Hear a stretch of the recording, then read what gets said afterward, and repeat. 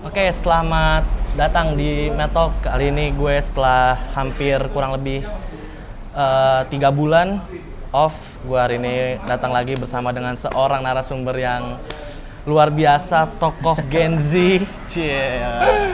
Gen Z, beliau merupakan Presiden Dewan Mahasiswa UIN periode 2019 ya? Oke. 2019, 2020. Yep. Beliau juga co-founder Centennials dan juga bisa dikatakan beliau adalah aktivis mahasiswa yang lagi naik-naiknya nih akhir-akhir ini nih. Apalagi kalau kalian aktif di organisasi, pasti teman-teman kalian tuh kalau kalian ya, acara kampus teman-teman kalian pasti pernah ada beliau. Gue sambut aja kali ini. Abang Sultan Rifandi. Thank you Bang. Udah ini Muhammad itu mau hadir. Apa ya, pembangun peradaban ya? Nabi. Wis, Kalau di Islam kan Nabi Muhammad kan? Iya. Agak Berat ya, bukan sih. Kita bikin sekte baru apa? Oh. Jadi gini Bang, kita ngobrol santai-santai aja lah ya. Oke, iya dong. Nggak usah yang berat-berat Kopi banget. ini kan nyantai aja Betul. ngobrolnya kan. Justru kalau kopi nih harusnya agak lebih yang Berat-berat ya? iya, yang lebih Kita ngobrol santai aja. Iya, oke. Karena udah jam-jam siang juga nih, jam-jam tidur siang sebenarnya nih. Jadi kita ngobrolnya yang ringan-ringan aja. Nih kita hari ini ngomongnya soal kepemudaan dulu Bang, mahasiswa, organisasi, politik anak muda dan lain-lain. Tapi sebelumnya gue mau tahu dulu nih Bang, proses lo bisa sampai sekarang tuh kayak gimana? Mungkin dari waktu lo kecil dulu Bang, lo waktu kecil kecil tuh ya? yang kayak gimana sih Bang anaknya Bang? Waktu umur berapa nih berarti? Ya sekitar TK, gue TK. 6 bulan lah Bang, 6 bulan. Udah aktif gitu ya, Iya. 6 bulan ya? Iya, biasalah gua SD SMP itu di Jakarta. SD SMP di Jakarta dan bukan seorang siswa yang pandai begitu ya. Kan ada orang ketika sekolah itu ya dia duduk di depan gitu ya ranking 1, kemudian rajin mengerjakan PR gitu ya. Nah, gua adalah siswa yang cukup lumayan nakal ketika di SD maupun SMP. Ya setidaknya gue mengklaim bahwa gue nggak pinter-pinter banget, nggak menjadi anak yang baik banget, dan sebenarnya nggak sangat amat tidak lekat dengan dunia organisasi. Sebenarnya nggak aktif yang apa diskusi kan, banyak tuh osis bahkan sejak SMP. Sekarang osis aja tuh udah seaktif luar biasa sekali gitu ya kalau kita lihat perkembangan zaman. Nah di SMP gue biasa aja, kebetulan di SMP di Jakarta Selatan juga, SMP Negeri 211. Nah tapi memang berubah secara total ya, itu ketika masuk ke dalam jenjang SMA. Kebetulan gue SMA di pesantren Darul Ulum Lido, pesantren modern. Jadi 4 tahun lah kurang lebih gue digembleng berdisiplin, disiplin itu dalam berbagai hal ya, disiplin waktu, disiplin belajar, disiplin aktivitas bahkan, dan pada akhirnya mendapatkan pola-pola dasar kedisiplinan itu ya di pesantren itu. Kalau kita bicara pesantren kan banyak gitu ya, modelnya gitu, ada yang mungkin salafi, ada yang mungkin modern. Nah kebetulan gue di pesantren modern, tetap belajar juga di madrasah aliyah, tapi memang selain belajar pelajaran-pelajaran umum, ditambah juga dengan aktivitas-aktivitas kepesantrenan. Salah satunya ya muhadoroh tuh kayak Public speaking lah, public pidato. speaking, muhadasahnya, conversationnya, dan macam-macam. Tahfiz lo oke Bang? Apa? Tahfiz lo oke, hafalan lo? Hafalan sekedar kewajiban yang prosedur dari pesantren aja. Berapa banyak tuh biasanya? Kalau misalkan kalau jenjang kita mau naik kelas di pesantren itu kan ada beberapa persyaratan. Ya lulus ujian juga, ujiannya juga terbagi menjadi ujian tulisan, ujian lisan, macam-macam kan. Nah, ya sekedar hafalan prosedur itu aja. Tapi kalau lulus itu memang kita diwajibkan selain ujian nasional gitu ya, selain yang memang ujian lisan juga dan lain sebagainya, ada juga hifzus suarnya. Hifzus suar tuh menghafalkan 12 atau 13 surat gitu ya, kayak Al-Mulk, Al-Waqiah, Yasin lah segala macam itulah. Nah, itu 13 itu yang memang harus dihafalkan. Bahkan tingkat ketakutannya itu orang lebih takut menghadapi hifdzus suwar itu dibandingkan ujian nasional yang dari pemerintah gitu loh. Itu aneh juga tuh, tapi ya singkat cerita memang keaktifan gue pada akhirnya dipupuk secara dasar di pesantren itu, Mat. Dari santri baru, dari gue santri baru itu proses beradaptasi, bersosialisasi itu memang digembleng pada saat sekalipun masuk pesantren itu sebenarnya bukan pure kemauan gue juga sebenarnya, Mat. Kemauan orang tua. Bisa dibilang inisiasi orang tua lah.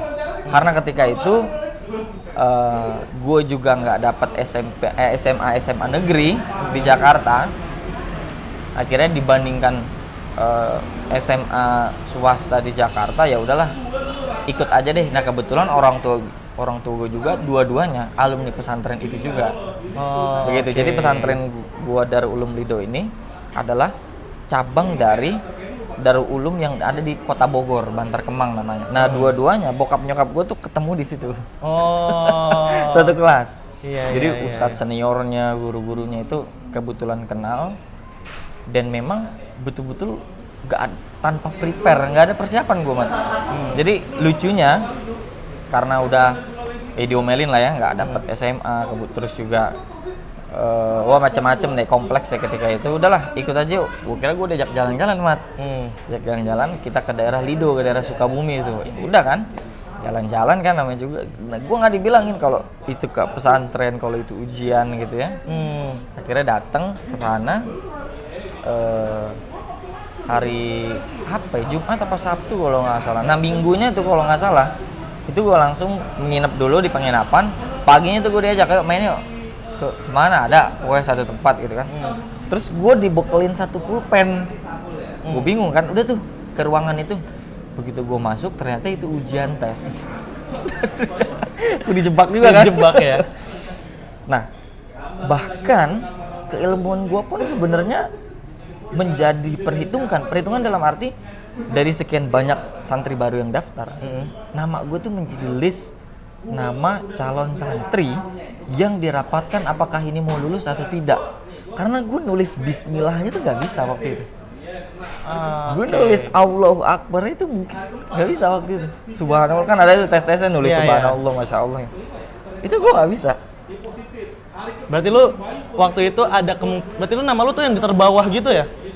Secara keilmuan bisa dikatakan mungkin ya. Gue bisa jadi santri yang harusnya tuh nggak masuk juga mungkin. Gitu loh. Nah akhirnya singkat cerita ya ujian, tapi gue selesaikan ujian lisannya juga gue selesaikan, gue ceritain, ya udah gue pasrah aja gitu kan. Tapi tetap lolos juga, alhamdulillah tuh lolos. Dan di situ ada momen-momen kesentilnya. Bahkan gue waktu itu baca Quran juga masih belentang-belentong, tajwid juga nggak jelas, ilmu juga nggak ada gitu ya. Nah akhirnya ada satu proses di mana penyeleksian ngaji tingkatan, gue masuk dalam masih Iqra 4 atau 5 gitu, man. Saking ininya tuh. Jadi nah disitulah akhirnya wah gila, gue udah tua. Yang lain itu kan lulusan SD terus langsung masuk pesantren tuh. Sementara mereka udah ada yang baca Quran lah apa segala macem. Disitulah akhirnya wah ini gue nggak bisa nih kayak gini. Ada pressure ya? Bukan pressure tapi cuman jadi motivasi aja. Jadi motivasi dimana oke, dalam kurun waktu 3 bulan gue harus percepat proses gue. Dan disitulah proses beradaptasi, sosialisasi, gue gembleng di sana. Seluruh aktivitas kepesantrenan pada saat itu gue ikutkan secara maksimal dan ya cukup aktif lah, gitu loh. Masuk santri baru ya 3 bulan itu udah bisa baca Quran lah, udah memang inilah. Seenggaknya udah nggak ketinggalan banget lah, gitu lah. Nah terus masuk ke keorganisasian yang akhirnya gue terlibat, aktivitas guyup keangkatan juga gue terlibat juga, entah jadi koordinator apalah, jadi ketua apalah, termasuk lomba-lomba seperti lomba diskusi, lomba debat gitu ya, speech contest, itu ikut serta. Artinya gue pengen bilang memang dasar dari entah segi keilmuan, disiplin segala macam itu gue dapatkan ketika di pesantren, Mat. Dan itu sangat drastis ketika gue di SMP dan di pesantren, sangat drastis, berbeda jauh. Karena kan kita dicetak untuk oke, pagi bangun tidur, oke, sholat berjamaah. Setelah sholat berjamaah pulang, conversation, mufrodat, vocabularies ya kan, kita belajar bahasa. Makan, mandi cuman kasih berapa menit, sekolah pulang, aktivitas apalagi yang olahraga lah, yang kelompok diskusi, yang apa, terus maghrib, malam ada belajar malam lagi, terus aja selama 4 tahun itu. Dan seminggu secara 2 kali juga gue belajar itu muhadharah itu, seminggu 2 kali tuh. Jadi ya lomba pidato lah apa segala macem. Kalau misalkan 1 minggu 2 kali kan berarti 300-400an sekian gue belajar pidato ketika 4 tahun, kurun 4 tahun gitu ya. Nah itu kan gue hitung. Pada saat latihan pidato keberapa, gue berhenti untuk membaca teks. Di tahap keberapa gue bisa lepas teks, kemudian cair retorika gue lah apa segala macem. Dan tanggung jawab lain seperti dulu istilahnya kalau di SMA tuh OSIS lah ya. Nah gue tuh ada himpunannya dulu lah. Santrinya yang ngurusnya, gue jadi wakil ketua. Cuman dalam perjalanan ketua gue kecelakaan gitu ya, akhirnya gue menjadi ketua.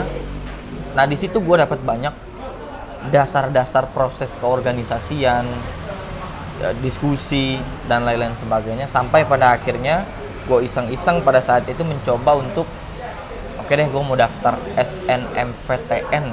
Temen kalau yang di bawah Kemenang kalau nggak salah UMPTKIN, jalur undangan lah. Jalur undangan, gue berkaca pada base aktivitas gue di pesantren nih, yang begitu-begitu tuh, yang debat lah, apalah. Kayaknya kalau hitung-hitungan gue KO nih. Ayo udah deh, kayaknya fisip dan ilmu politik oke nih kalau gue ambil nih jurusannya nih. Tapi lo ada basicnya nggak bang di fisip itu sendiri waktu SMA? Ya kalau spesifik tentang politik enggak, tapi aktivitas yang gue sukain pada saat di pesantren ya itu berdiskusi gitu ya, membaca buku dan belajar gitu. Gue senang banget tuh. Gue paling senang berkumpul sama 2 kelompok perkumpulan. 1 berkumpul sama orang-orang alim, 2 berkumpul sama orang-orang berilmu.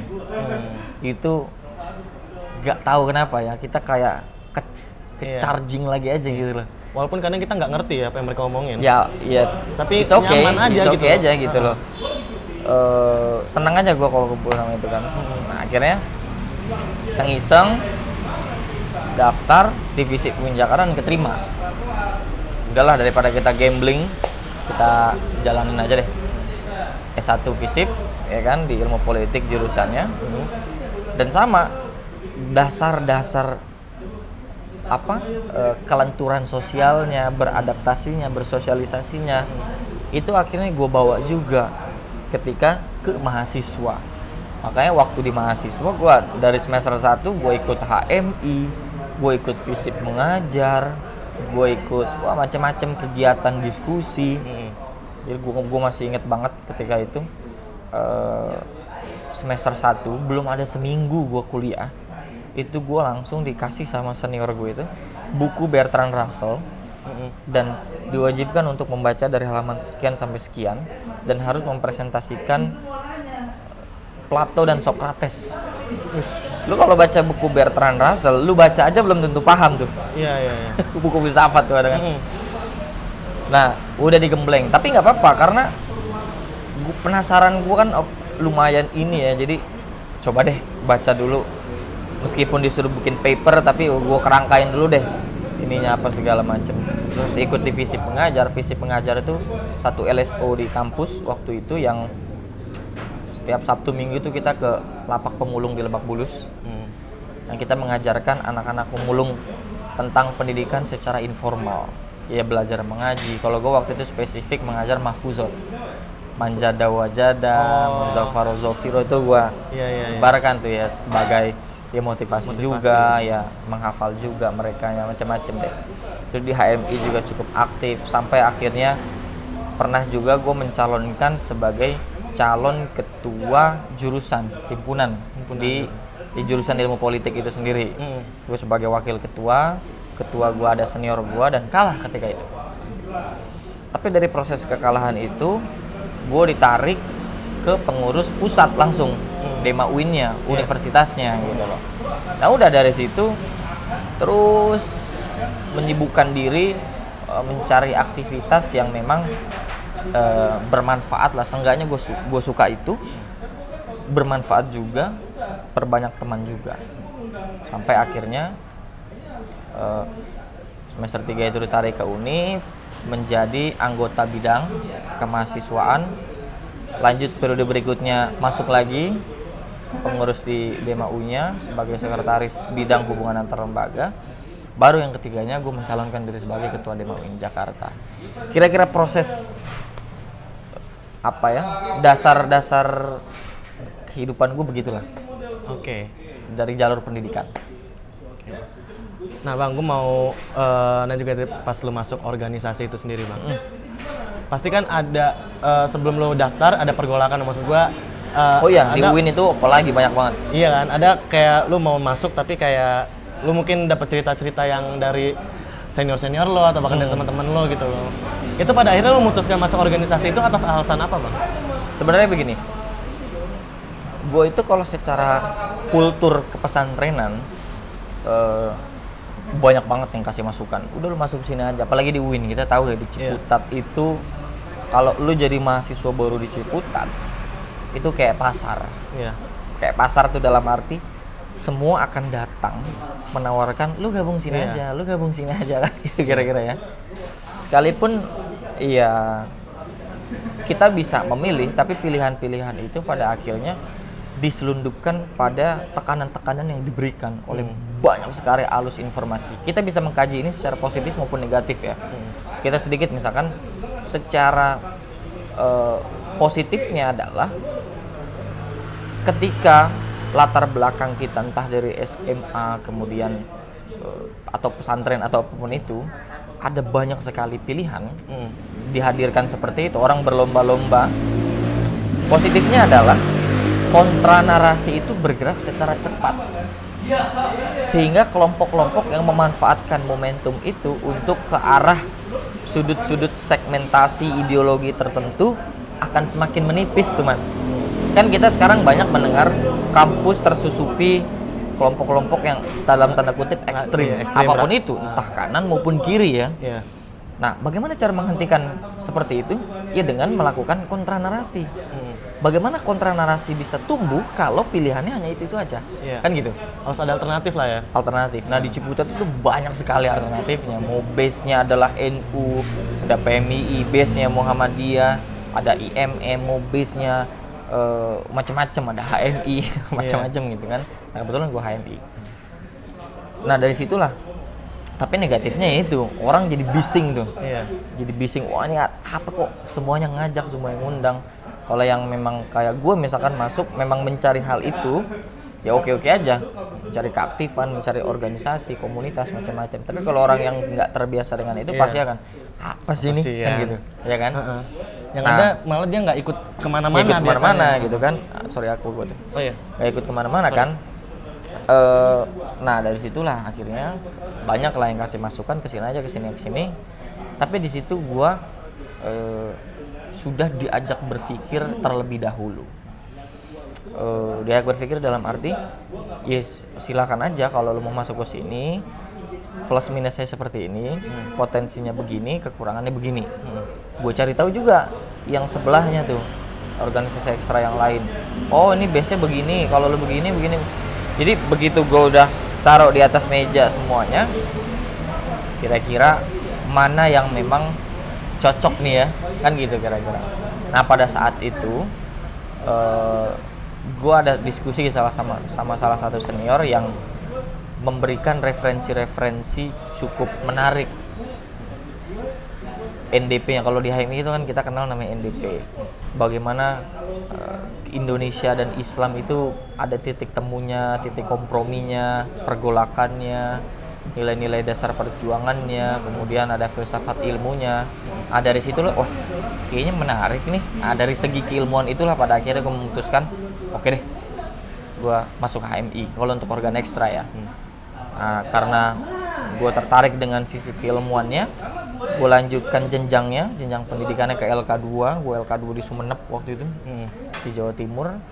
Ya setelah itu ya gue mendalami buku-buku filsafat ilmu lah, dan sempat ngajar juga di beberapa LK ngisi filsafat ilmu.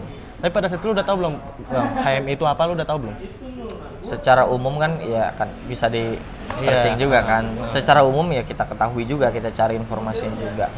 Kan begini, ada banyak mahasiswa baru mungkin ya yang dia tuh masuk ke dalam kampus sebagai orang yang ya udah pasif menerima informasi yang datang, terus dia telan mentah-mentah, nggak ada filter lagi kan begitu, Mat. Nah itu sangat disayangkan sebenarnya. Nah gue waktu itu mencari tahu, bahkan gue gue cari tahu ke senior pesantren gue, kalau ini gimana sih, ke orang tua gue bahkan gitu kan, macam-macam lah. Jadi memang filter untuk kita menyeleksi apa pilihan kita bukan hanya di organ ekstra ya, di organisasi manapun atau di pilihan-pilihan manapun ya, bahkan memilih presiden sekalipun itu kita harus ada filter kritisnya. Jadi kita nggak pasif yang mengikuti arus. Kadang-kadang juga ya di situ ketika kita nggak ada filter kritisnya itu ya akhirnya kita ikut-ikutan dalam suara mayoritas atau dalam faktor dominan yang terjadi di situ. Itu kan yang bahaya. Ketika kebenaran menjadi narasi dominan, ya udah objektivitas itu akan terhenti pada saat itu. Contoh, dalam satu kelas semua orang melakukan yang namanya plagiarisme misalkan. Ada satu mahasiswa yang tidak melakukan plagiat. Akhirnya ketika seluruh mayoritas melakukan plagiat dan satu orang tidak plagiat, yang satu orang ini kan akhirnya, gue salah nggak sih sebenarnya? Kan begitu. Itu bahaya. Kalau sudah kebenaran ditafsirkan sebagai narasi dominan. Begitu kira-kira, Mat. Oke. Dan Bang, gue melihat sepak terjang lo sebagai presiden DEMA UIN ini kan nggak cuma di internal, tapi di eksternal tuh gue lihat lo cukup aktif lah, apalagi kemarin pas demo aksi reformasi di korupsi ya.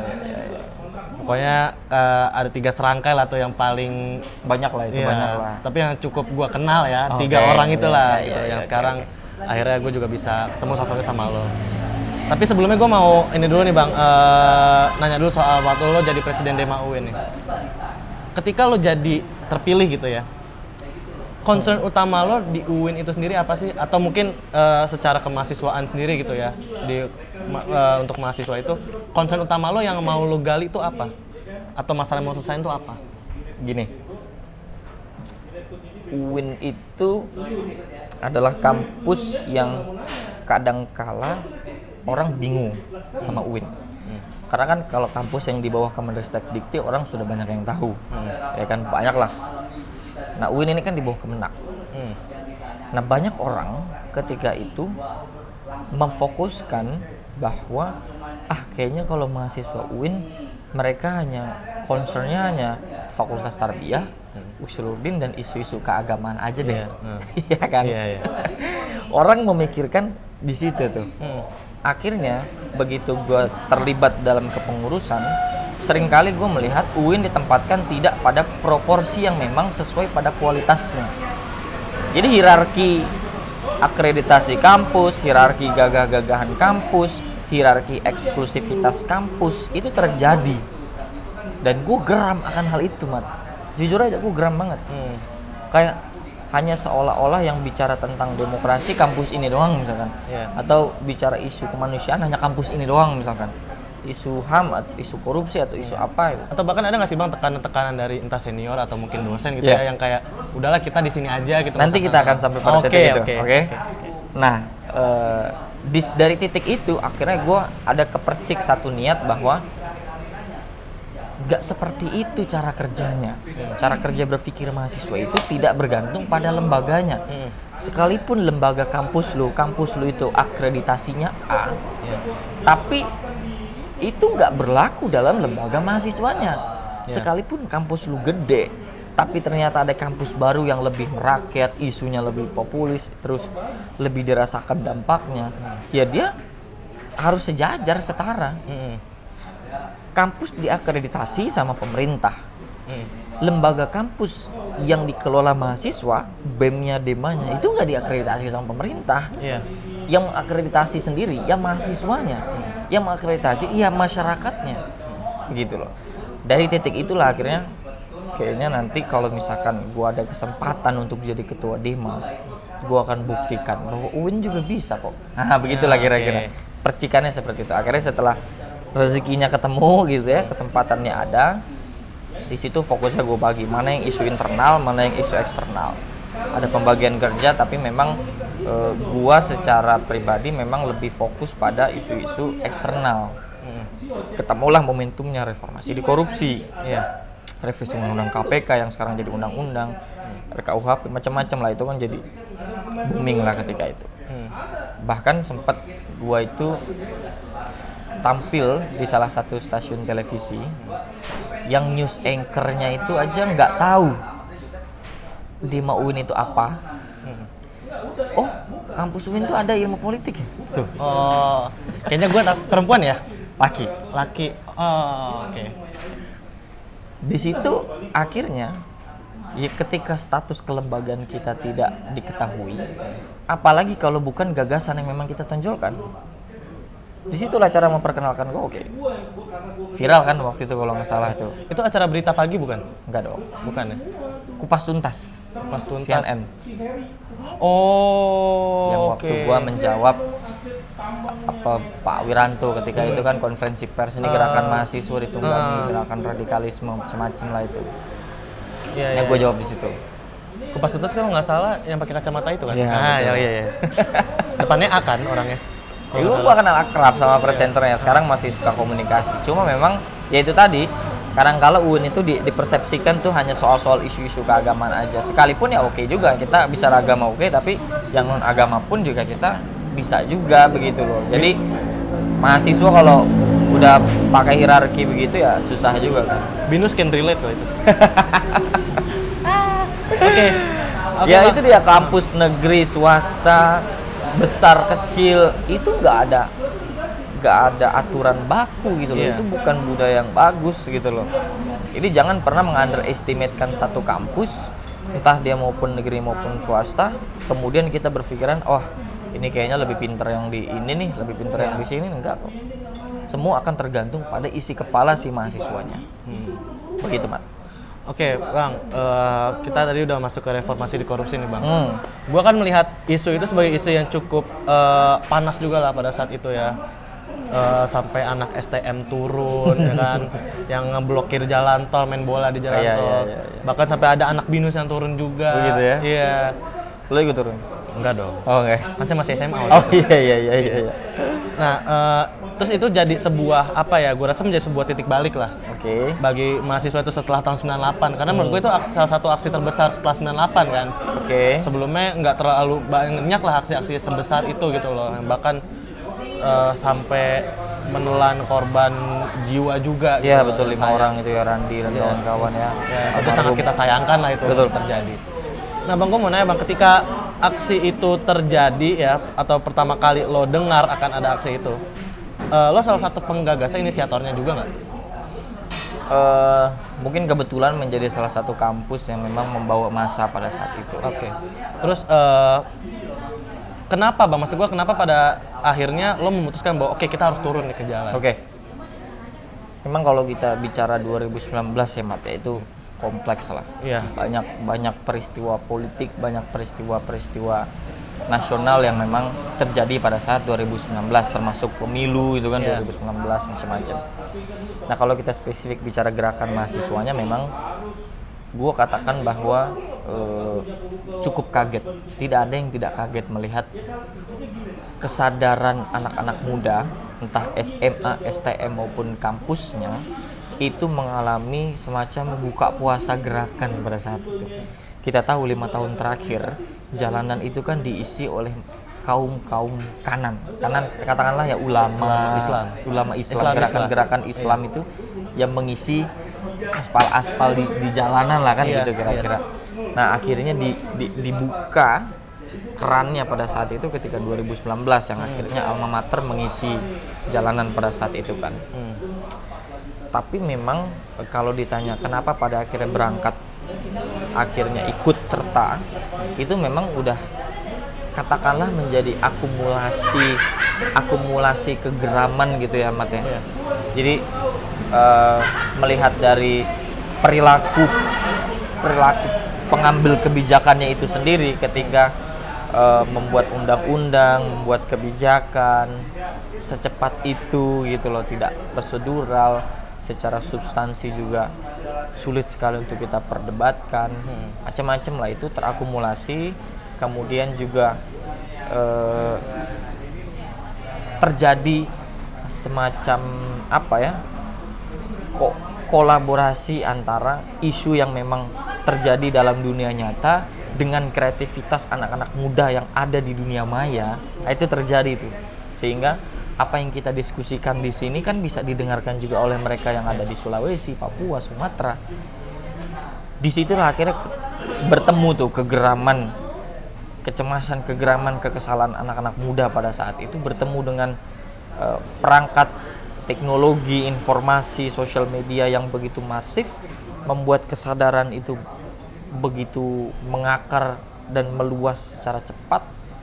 Timbullah akhirnya gerakan semacam itu.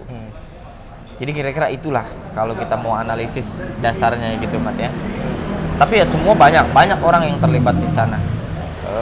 Ya cuman yang gue kesel akhirnya pasti narasi pemerintah pada saat itu mengatakan bahwa kita ditunggangi oleh kelompok-kelompok ekstrim, radikalisme yang radikal. Iya.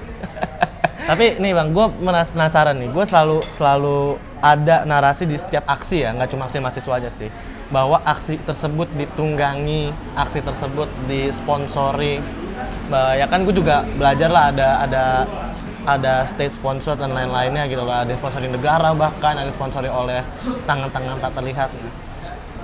Lo berani menjamin ya nih bahwa aksi kemarin itu adalah memang aksi yang, walau gue nggak minta dari seluruh aksi lah ya, dari lo sendiri aja dulu, bahwa aksi itu memang berasal dari ya udah mahasiswa aja gitu, nggak ada pihak manapun yang menunggangi itu. Gue disponsorin. Oleh siapa? Gua itu membawa masa sebanyak itu, nggak mungkin nggak disponsori. Oke. Disponsori oleh siapa? Gue cukup kirim flyer ke grup dosen-dosen, ke grup senior-senior. Itu banyak banget dosen-dosen kirim transfer, nyumbang buat akomodasi, buat makan. Gue buka juga tuh ke pengurus. Gue bilang, ini kita dibantu nih. Ada satu dosen yang dia punya lembaga survei secara nasional, yang lembaga survei itu membantu Pak Jokowi, itu nyumbang. Alasannya apa? Kenapa saya menyumbang? Kata beliau, karena hal ini sudah mencederai apa yang dicita-citakan dan apa yang diwariskan sejak reformasi. Kita harus ikut serta di dalam menghalangi kemurnian dari cita-cita demokrasi yang kita bangun di reformasi ini rusak. Dibantu. Maksud gue gini loh Mat, mari kita diskusi apa yang dimaksud dengan ditunggangi. Kalau misalkan gue juga nggak akan seskeptis itu mengatakan, oh itu gerakan yang sangat murni. Itu semua berangkat dari gagasan, semua berangkat sama, berangkat dari ruang yang seragam semua. Gue juga nggak bisa mengatakan seperti itu. Bahkan yang datang ke lapangan demonstrasi itu kan orang penjual es teh manis juga kita bisa bilang penunggang kok. Iya. Kenapa? Karena dia datang ke tempat demonstrasi untuk mengambil keuntungan. Betul. Punya kepentingan dia. Kepentingannya adalah menjual es teh manis yang buat kepentingan pribadi dia. Iya. Yang punya keluarga dia. Apa kita bisa maksudkan itu sebagai penunggang? Iya kita kalau begitu tafsirannya, itu dia juga penunggang dong. Dan bukan hanya penjual es teh manis, tukang sate, tukang bakso aja banyak. Iya. Jadi meningkatkan perekonomian juga kan sebenarnya. Tapi paling enggak, memang ini gua bilang juga waktu itu kan, free riders dalam demokrasi, dalam peristiwa-peristiwa politik nggak bisa terhindarkan. Tapi bagaimana kemudian kita mampu menjaga narasi, apa yang kita bawa secara substantif mampu untuk dicapai tujuannya apa. Kita kan berupaya untuk menghalangi rancangan undang-undang yang dibuat secara kilat, secepat kilat itu, ya kan? Tengah malam lagi disahinnya kan. Tengah malam disahinnya, nggak pernah dibuka transparansi publik, macam-macam lah gitu kan. Yang sekarang ya jalan-jalan lagi aja kan. Nah, itu paling tidak kita mahasiswa yang memang membawa naskah akademik, yang membawa isu, yang membawa persoalan datang, itu kan yang boleh ditanggapi secara substantif juga gitu loh. Cuman kalau 23 September kalau nggak salah itu ya, meledak itu 23 September yang ya Bino, Manik, gua terus macem-macem tuh kan, kampus-kampus tuh ketemu sama Pak Masinton, ketemu sama Pak Bamsud juga kalau nggak salah. Ya 5 orang apa 3 berapa orang gue nggak inget tuh. Mereka nggak tahu ini apa. Padahal sebelumnya tuh Manik udah nyuratin, udah kasih naskah akademik, Dino udah. Itu kan akhirnya suara itu hanya dianggap sebagai suara prosedur yang hanya didengarkan pada 5 tahunan sekali itu. Itu bahayanya. Jadi elit politik kita hanya menganggap demokrasi berjalan hanya 5 tahun sekali. Jadi tafsirnya hanya demokrasi prosedur, demokrasi yang dijalankan lewat pemilu saja. Padahal harus melampaui itu. Kalau kita baca demokrasi deliberatif, kita baca demokrasi substansial, kita baca etos demokrasi, itu yes 2 detik setelah hasil pemilu dikeluarkan sudah harus terdengar, sudah harus mendengar apapun kritikannya, suaranya. Sekarang kan misalkan nih kita kritik, misalkan apa yang mau kita bahas, misalkan kita kritik PSSI atau kita kritik penangkapan Habib Bahar misalkan. Sekarang lagi hype nih kan kasus Habib Bahar, ditangkap lagi. Sekarang kalau kita bilang ini kok kita beropini misalkan, kok begitu ada orang yang melaporkan Habib Bahar cepet banget ya diprosesnya, tapi ada beberapa orang yang sulit sekali untuk diproses secara cepat. Itu kan bisa menjadi pertanyaan-pertanyaan yang bisa jadi kena delik juga nih. Betul. Iya kan? Ngomongnya di sini lagi loh. Iya, nggak apa-apa lah. Publik lagi. Iya. Artinya gue pengen bahas begini loh. Iya, gue bukan ngebela Habib Baharnya, maksudnya pro kontra loh, orang bisa suka bisa nggak suka, termasuk Habib Rizik lah, orang bisa macam-macam mempersepsikan tiap orang. Tapi paling tidak akses terhadap kesetaraan hukum itu loh, kan nggak sama. Nah kalau kita ucapkan di publik, misalkan yang asbun aja orang ya, itu bisa jadi pencemaran nama baik loh. Bahaya banget kan? Segala macam bisa dibuat delik sekarang kan. Apapun itu bisa ada aja deliknya gitu. Jadi bahkan lu naruh caption buat YouTube ini bisa jadi berpikir aman gak ya nih kira-kira. Iya, saya pernah ada di posisi itu sih. Dan banyak anak muda merasakan itu. Artinya apa? Ruang kebebasan. Sekalipun gue nggak menafsirkan bebas adalah bebas sebebas-bebasnya ya, tapi paling tidak ketakutan itu sudah menyelundup secara psikis ke banyak anak-anak muda. Dampaknya apa? Banyak anak-anak muda malas membahas terkait persoalan negara. Betul. Ujungnya di mana? Ya orang malas bahas politik. Ujungnya lagi orang malas berpartisipasi secara politik. Kalau orang udah malas berpartisipasi, orang udah nggak peduli, siapa yang mau merepresentasikan generasi kita, Mat? Itu celakanya. Itulah makanya gue dimanapun gue katakan jangan pernah takut untuk membicarakan apapun asal argumen kita bisa dipertanggungjawabkan. Jadi nggak asal beo doang gitu loh, nggak asal asbun aja apa segala macam. Memang berdasar, memang paling tidak ya dalam ruang lingkup akademik lah, taruhlah begitu loh. Tapi kan bahkan di dalam ruang akademik pun juga terancam.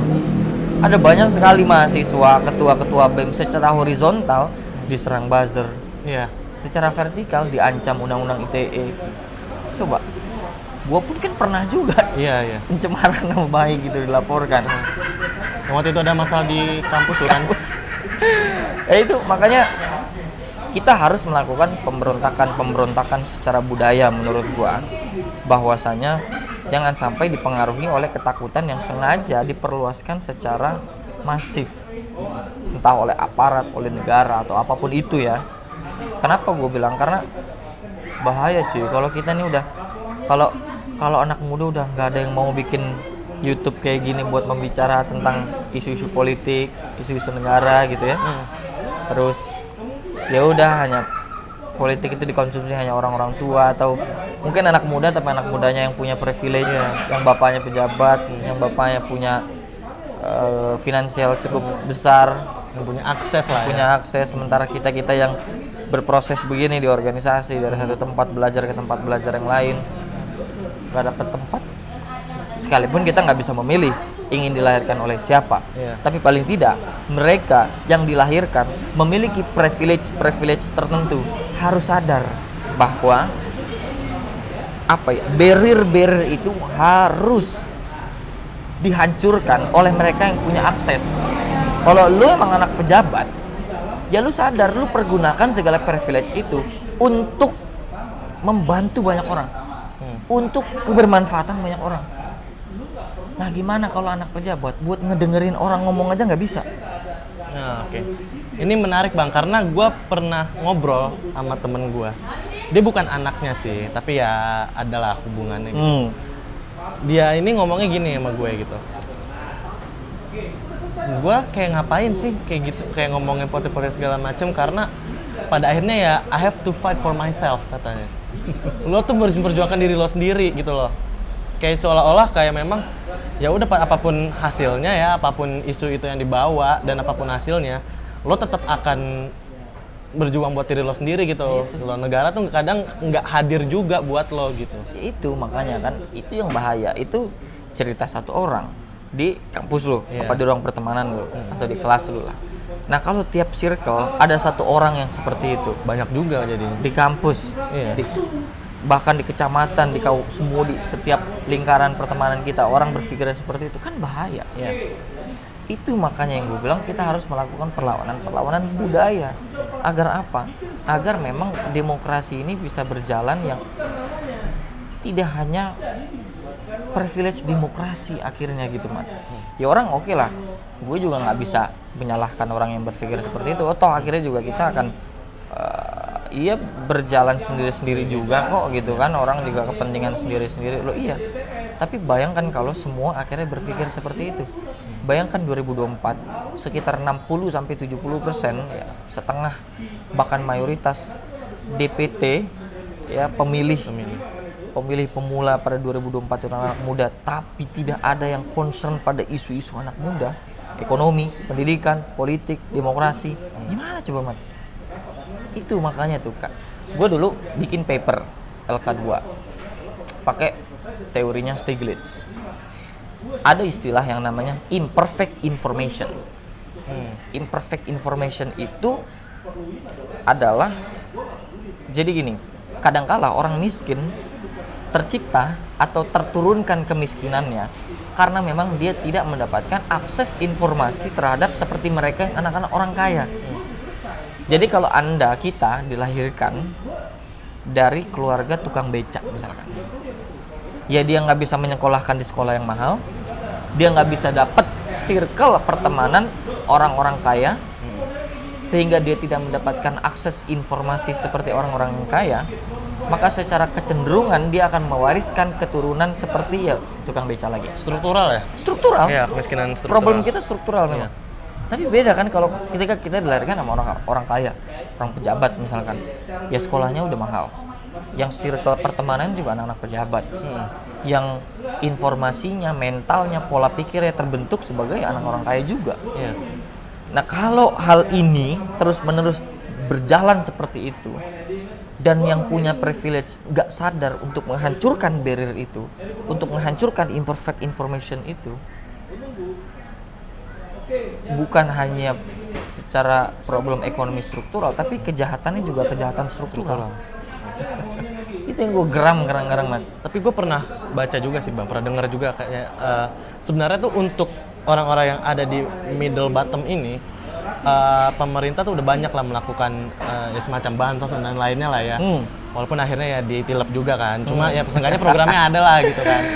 Nah, untuk orang-orang yang middle upper kan ada nih mereka yang dapat tax amnesty, dapat kemudahan relaksasi pajak dan lain-lainnya lah. Justru kayak yang paling menderita tuh yang di tengah ini loh Bang. Yang kita inilah bahasanya, kita dibilang miskin banget enggak, cuma kaya banget enggak gitu. Dan menurut gua justru anak-anak yang di sini gitu loh Bang, yang di sini dan yang di bawah gitu loh, yang susah gitu. Karena yang di tengah ini ya secara finansial mereka nggak dibantu-bantu banget sama pemerintah. Secara akses pengetahuan mereka juga ya nggak bisa, mereka dapat akses cuma terbatas. Yang sehingga akhirnya dialektikanya ya muter-muter di situ aja, dan justru itulah buat gue yang agak rentan untuk disusupi sama yang tadi lo bilang itu. Apalagi dunia pasca pandemi itu. Betul. Hantaman ekonomi, hantaman kesehatan, hantaman pendidikan, yang paling terkorbankan adalah generasi kita, Mat. Iya, setuju. Ketika kita ingin beranjak menjadi anak muda yang settle secara ekonomi, tapi dihantam keras oleh pandemi, ada berapa banyak orang yang menganggur akhirnya. Kesenjangan inequality itu akhirnya membesar. Yang kaya akan semakin kaya, dan yang ingin mencoba kaya gagal karena dihantam oleh pandemi ini. Makanya itu dia, akhirnya kita berkutat pada ketimpangan yang luar biasa gitu loh. Ya bukan hanya di ekonomi, di pendidikan juga begitu. Orang kadang-kadang tergantung pada pola pikirnya, Mak. Iya kan? Kalau mereka yang memang lingkungannya lingkungan kumuh, lingkungan yang bahkan tidak aware terhadap pendidikan, skeptik aja, udah lah, yang penting gua ngojek, yang penting gua mencari duit, cari makan buat besok, selesai, gitu loh. Ya kalau pola pikirnya seperti itu tidak dihancurkan barriernya, itu sulit.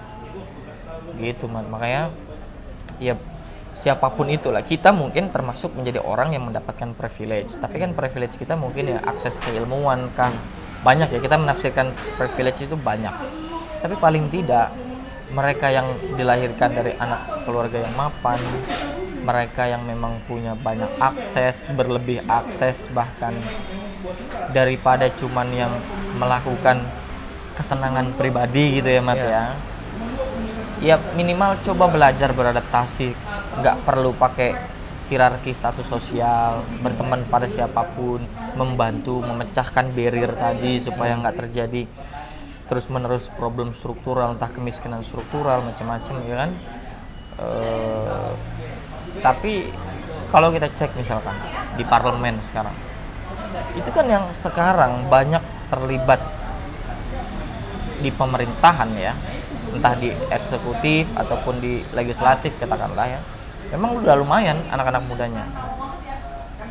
Tapi kalau kita cross check, apakah akses mereka memang pure sepenuhnya dari keringat hasil anak-anak muda itu? Tidak juga. Misalnya kita bisa lihat dari nama orang belakangnya. S1, S2-nya dia habis kuliah dari luar negeri, datang tiba-tiba ke Indonesia nyalek dan menang. Tapi ada orang yang bertahun-tahun misalkan aktivis yang cuap-cuap ngomongin kerakyatan, turun ke masyarakat, bla bla bla segala macem, tapi gagal. Kalah. Gitu loh. Ya kalau kita cross check, memang anak-anak muda sekarang yang banyak terlibat di posisi-posisi tertentu, ada memang yang mereka karena ya kapasitasnya, kualitasnya ada. Tapi kan banyak juga orang yang memang dilahirkan karena bapaknya pejabat juga. Punya kekuatan finansial yang luar biasa. Nah kalau salurannya seperti ini terus-menerus, Mat, terjadi 2024 juga, atau bahkan menjadi semacam budaya yang tidak tertulis, artinya yang akan berpotensi menempatkan posisi-posisi strategis di bangsa ini untuk terlibat di dalam politik praktis, masuk terjun ke dalam dunia politik adalah hanya mereka yang mendapatkan privilege. Ini bahaya banget. Karena ada testimoni Bang soalnya dari orang dalam nih.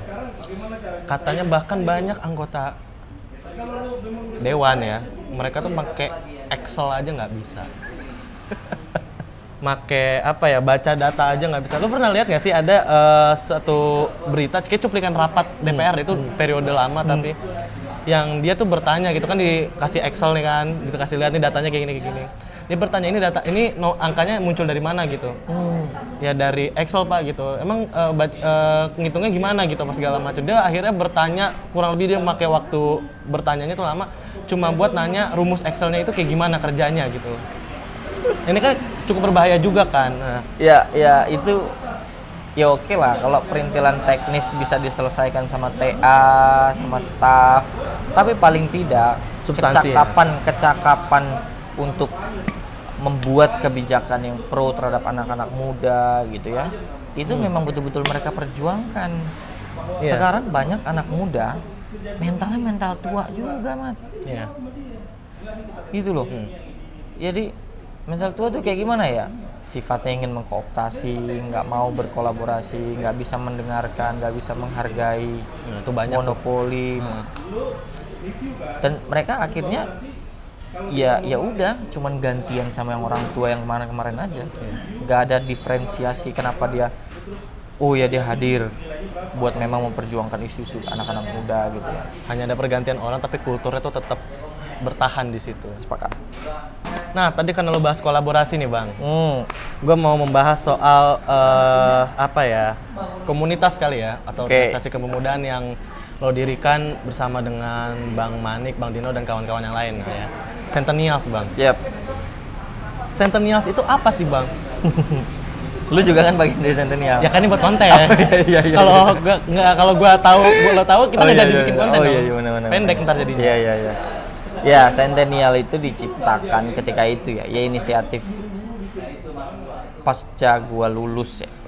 Gua Manik, Dino, Vinto, Prama macam-macam tuh kan. Kumpul, sebelumnya kan memang ketemu ya di jalan, ketemu pas demo, ketemu pas masih pakai alma mater ya. Setelah itu tetap nongkrong, tetap berteman tapi bikinlah sesuatu yuk. Begitu tuh kira-kira. Akhirnya ya dari perkumpulan dari nongkrong itu, dari ngopi itu bikin sesuatu, bikin produk yang akhirnya membuat satu dialog yang memang berupaya untuk mengurai persoalan hari ini dan mencoba untuk menjawab persoalan di masa yang akan datang. Segala macam isu, dan concernnya adalah isu generasi Z. Kalau kita bicara tentang generasi milenial tentu udah banyak.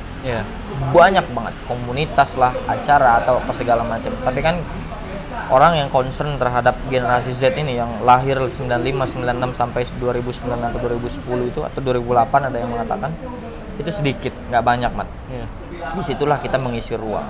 Terlebih pada saat itu gue ngelihat pandemi itu kan kacau gitu ya. Semua meraba, pendidikan meraba apa segala macam. Tapi di satu sisi teknologi berkembang pesat karena semua orang di rumah. Nah, kalau misalkan kita nonton film The Social Dilemma misalkan, bagaimana kecenderungan anak muda terhadap algoritma sosial media yang dibentuk, itu kan luar biasa. Sekalipun sangat positif gue bilang. Sosial media, teknologi sangat positif. Tapi kita nggak bisa pungkiri, satu peradaban besar lahir dalam setiap kehidupan pasti akan menyisakan satu kutukan tertentu. Nah, kita mencoba untuk aware pada kutukan ini nih.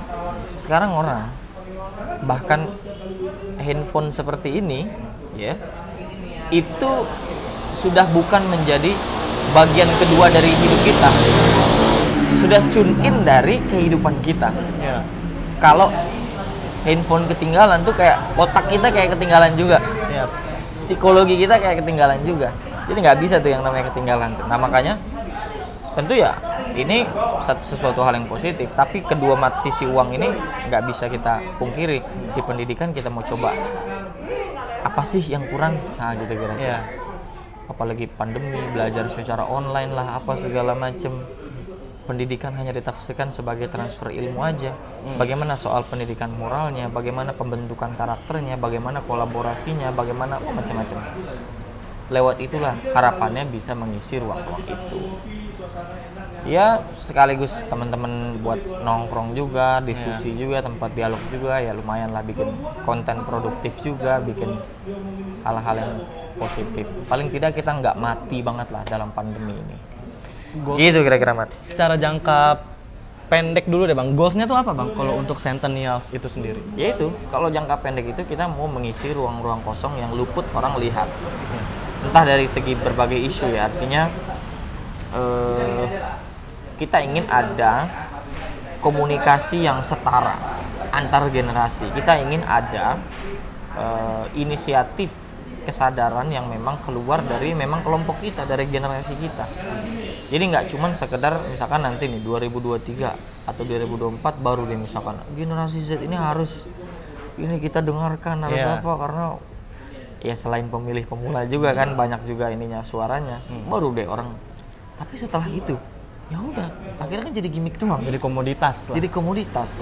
Nah itu yang mau kita hindarkan, bahwa kalau misalkan kita aware ya lakukan secara substantif, jangan cuma basa-basi, jangan cuma gimmick, jangan sekedar jadi komoditas atau bahkan hanya sekedar dipakai pada saat pemilu. Jadi suara kita kayak PSK yang cuma dipakai pada jangka waktu tertentu, setelah itu lepas tinggal. gitu Mat. Ini gitulah kira-kira. Nah, gua dari Udah tadi lama juga gitu nih. ya yang kemarin aja 2 jam Bang. Slow aja. Iya. Kita setengah jam lagi lah kurang lebih.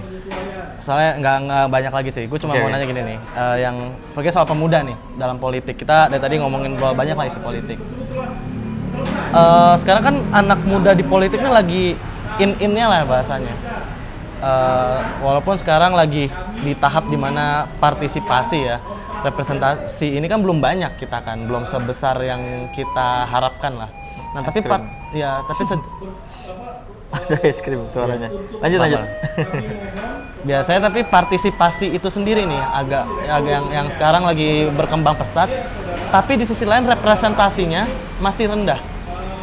Malah banyak dipakai untuk orang-orang yang bukan anak muda ya bahasanya, orang-orang yang sudah bukan Gen Z atau milenial, yang di atasnya bahkan, yang gayanya dimuda-mudain padahal nggak cocok. Kita nemu banyak lah kasusnya lah, ya adalah orang-orang yang sosok dimuda-mudain, ya di apalah kayak ntar dia main-main di e-sport, entah main-main motor-motoran dan segala macamnya. Menurut lo sendiri Bang itu bisa apa ya dalam rangka partisipasi dulu yang paling itu efektif nggak sih dengan gimmick-gimmick seperti itu untuk menarik Gini, anak muda itu? gua tidak menyalah atau bahkan gue cukup senang ketika banyak anak muda yang aware, yang mau berpartisipasi, yang mau mencoba masuk, mendobrak barrier-barrier atau lapisan-lapisan dalam ilmu politik, terutama politik praktis. Entah masuk partai, entah mencalonkan diri, macam-macam. Tapi pada akhirnya kita bisa cross check secara kritis. Anak-anak muda, khususnya yang di partai gitu ya, yang berteriak, mari anak-anak muda harus sadar terhadap politik. Tapi kalau thresholdnya masih kayak gini, Mat, bullshit.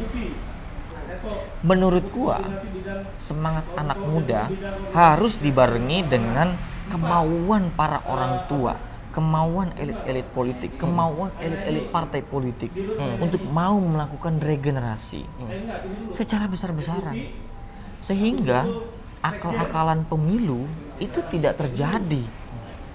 Lu bayangin threshold berapa persen kita? Sekalipun orang bisa itu penyederhanaan entah di parliamentary threshold gitu kan luar biasa banget, tinggi banget. 15 kalau nggak salah ya? Ya mau di tingkatin malah tuh kabarnya terakhir. Isu 3 periode. Isu macam-macam kan. Bayangin coba. Jadi ini bullshit kalau anak-anak mudanya semangat dan berteriak-teriak ingin mengatakan bahwa yuk anak muda masuk politik yuk. Tapi di dalam sistem tertentunya, di poin-poin tertentunya, hambatan itu terjadi luar biasa. Akan ada banyak sekali hambatan ketika anak muda mau masuk dalam dunia politik. Itu satu dari thresholdnya. Kedua, misalkan masuk dalam iklim partai politiknya. Anak muda masuk partai politik, orang pasti akan underestimate. Ngapain sih lu? Ngapain lu mau bikin apa sih lu? Padahal mereka nggak sadar mayoritas DPT itu yang anak-anak muda. Iya. Tapi keegoan, ya karakter mungkin ya, sifat dasar orang tua itu kan bukan yang kolaboratif ya, kompetitif ya maksudnya. Ini siapa nih, kayak kekuasaan tuh dianggap sebagai properti yang milik dia dan nggak boleh. Semuanya dianggap saingan sama. Nah, kalau iklimnya seperti ini, kalau partai politik ini tidak berubah sebagai tempat yang nyaman, ramah, yang enak untuk anak-anak muda masuk terjun gitu ya, ya percuma juga.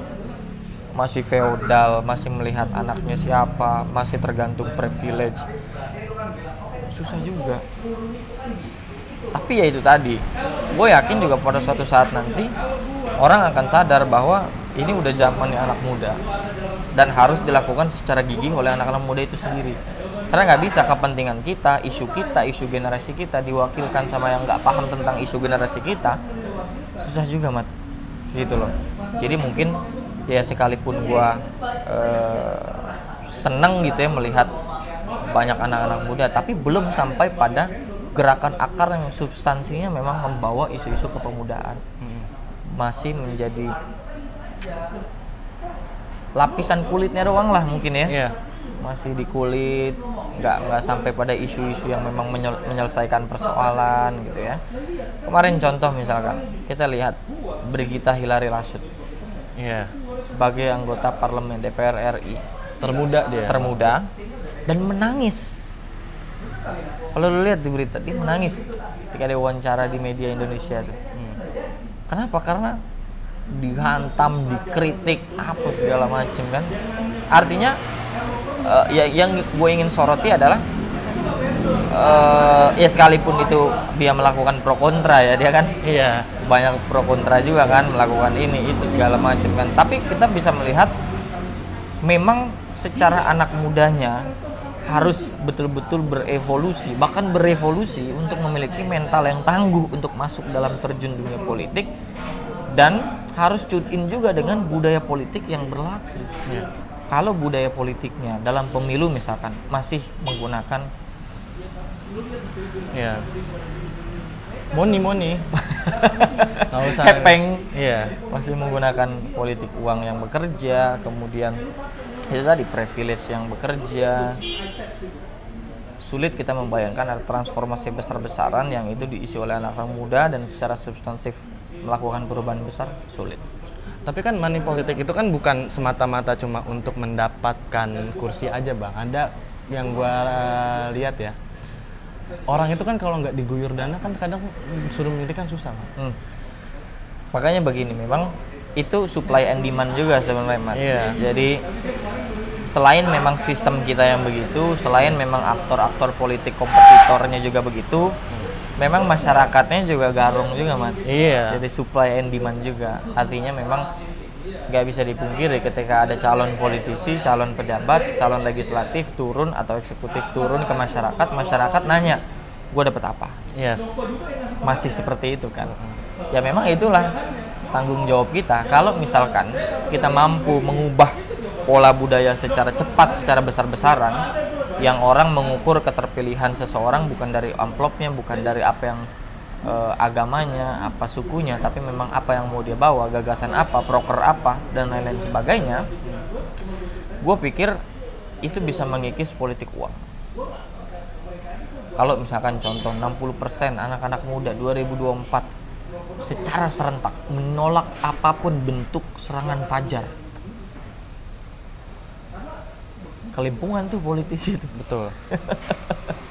Kayak serangan fajar juga untuk anak muda udah nggak efektif Bang. Serangan senja sekarang. Wah, Ya. lebih anak kekinian ya. Iya, kalau fajar belum bangun itu anak-anak muda itu. Serangan senja tuh baru set. Nah, itu baru. Baunya kopi ya. Betul. Kopi sama lagu Firsa Besari. Nah, itu serangan senja gitu kan. Ya itulah yang PR kita semua sebenarnya Mat. Jadi jangan sampai apa yang kita cita-citakan untuk memperbaiki kondisi bangsa ini hanya dihargakan melalui 3 lembar Soekarno yang ada di dalam amplop. Wah, itu penghinaan. Begitu. lambang kemerdekaan kan itu bang. Lambang kemerdekaan. Karena kalau sudah Soekarno-Hatta udah merdeka. Cuma kalau masih Patimura, masih Pangeran Antasari itu belum merdeka kan dah. Itu dia, makanya kalau dihargai sama 3 lembar Soekarno yang warnanya merah, Nah, itu menghinaan. Tapi minimal 10 lembar masih bisa dipakai. iya, bisa diomongin lah itu ya. Betul. Oke bang, Canda. tadi kita udah ngomong soal teori bang, sekarang soal praktek ya bang. Lo sendiri gimana bang? Apa tuh? Iya kan lo udah ngomongin soal pemuda, masuk politik apa segala macam. Lo sendiri gimana bang? Gimana apanya nih? Lo ada nggak maksudnya orientasi bahwa one day lo akan ke sana? Oh pasti, maksudnya gini, orientasi itu kan tempat tertuju kita, Iya. arahnya ke sana. Ya nggak bisa gue pungkiri sebagai gue mahasiswa ilmu politik, Iya. lulusan ilmu politik. Orientasi menuju sana itu pasti ada. Tapi sebenarnya kalau kita diskusikan lebih dalam, memang politik itu nggak akan bisa terhindarkan, Mat. Iya. Dia kayak ini aja, kayak udara, nggak nampak. Tapi kalau kita kentut bisa rasain tuh bau. Betul. Iya kan? Betul. Nah dia seperti itu. Nah makanya sebenarnya kalau dianggap bahkan hari ini pun kita bisa sudah dikatakan kita ini sudah terlibat. Iya. Kita sedang melakukan pesta demokrasi nih. Pesta demokrasi itu bukan hanya 5 tahun sekali. Tiap malam kita bisa berpesta. Diskusi begini kita bisa berpesta. Gitu loh. Nah artinya apa? Bahwa ya semua anak-anak muda itu harus melakukan pesta demokrasi versinya masing-masing. Diskusi lah, kritik kebijakan lah, macam-macam. Tapi kalau ke dalam dunia politik praktis masih cukup meraba-meraba. Arahnya mau kemana, kemudian mau bagaimana. Karena ya itu cukup sulit kan ketika kita bukan anak siapa-siapa, bukan dari keturunan darah biru, bukan orang yang punya finansial cukup besar gitu ya, kita mengukur diri, it's okay. Sekalipun itu nggak bisa jadi alasan klise bagi kita untuk mau terlibat aktif ya, tapi paling tidak ya masih menimbang-nimbang lah, Mat lah. Berarti kemungkinan besar nih, kalau gue tanya presentasenya nih. Presentasenya masih belum terlihat. Masih belum terlihat 50-50 mungkin. Oke. Oh, berarti masih tahap awal ya, belum bergerak ya ini kurvanya Gitu. ya. Oke, dan yang terakhir bang, ini terakhir gue mau nanya, proyeksi lu ke depan, lu mau ngapain? Dan kira-kira kalau secara gambaran besar cita-cita lu pengen anak muda di Indonesia itu seperti apa? Oke. Kalau proyeksi pribadi gue lah, Mat ya, simple artinya tetap menjadi pribadi orang yang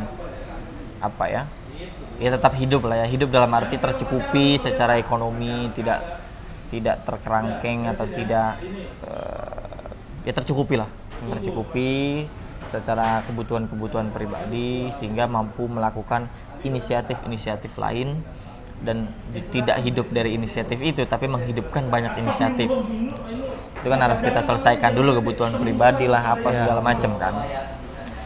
Dan yang kedua tentu paling tidak kalau kita udah di umur kayak segini ya, Mat ya, kita perbanyak temen deh, nggak perbanyak musuh, perbanyak tempat proses. Gua masih menjadi seseorang yang merasa bodoh mulu, sumpah.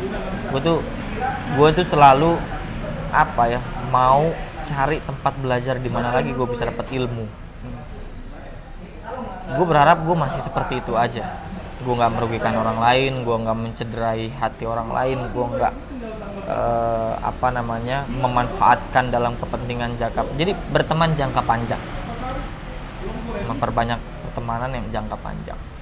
Nah kalau secara umum, secara global, anak-anak muda ya, transformasi bangsa kita kan berarti ditentukan pada transformasi anak mudanya, Mak. Entah dalam segi ekonomi, pendidikan, politik. Gue sih berharap ada satu persimpangan tertentu yang kita bertemu, anak muda semua yang ngisi, dan secara budaya ya, kulturnya, strukturnya, transformasi segala macamnya itu dilakukan memang sudah secara maksimal. Contoh misalkan dalam politik, kan asik kalau ketemu di persimpangan segenerasi semua, anak-anak muda semua yang dibicarakan pun budayanya adalah perubahan substantif, isu-isu yang substantif. Tidak membicarakan kepentingan atau keuntungan jangka pendek, atau tidak hanya berpikirnya untung rugi yang memang hanya kepentingan pribadi saja. Paling tidak itulah ketemu dalam satu persimpangan tertentu, dan teman-teman gue banyak. Begitu Muhammad. Oke, baik. Shollu ala Nabi. Masya Allah. Oke guys, itu aja hari ini percakapan gue dengan Bang Sultan. Sebenarnya masih banyak banget yang mau gue obrolin sama beliau, tapi karena waktu Sejam ya? Iya, lumayan lah sejam. Ya, karena waktu memisahkan kita, jadi nanti mungkin gue akan bikin part 2 sama Bang Sultan kalau yang bersangkutan sedang tidak sibuk, karena ya ini kan tokonya sedang viral guys. Mana viral? Enggak lah. Oke. Terima kasih Muhammad. Terima kasih Bang Sultan, dan sampai jumpa di video-video selanjutnya. Jangan lupa di-share kalau suka, kalau subscribe, kalau mau subscribe juga nggak apa-apa, kalau nggak mau juga ya udah, yang penting ditonton. Ya udahlah ya. Dadah semua.